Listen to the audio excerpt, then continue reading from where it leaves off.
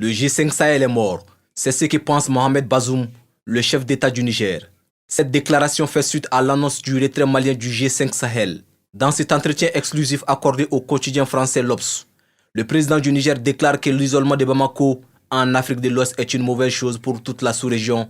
Dans son communiqué datant du 15 mai 2022, le Mali annonçait son retrait de tous les organes et instances du G5 Sahel, y compris sa force conjointe.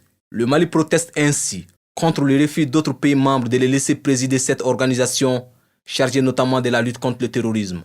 Une situation qui viole, selon le gouvernement, les textes de l'organisation qui prévoyait de donner, cette année, la présidence tournante du G5 au Mali.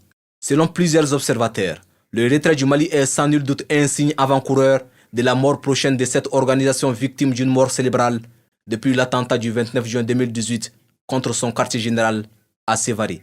Bâtie autour du Mali, la force conjointe du G5 Sahel n'a pas pu se relever après cette attaque meurtrière qui avait fait 6 morts et des dégâts matériels considérables.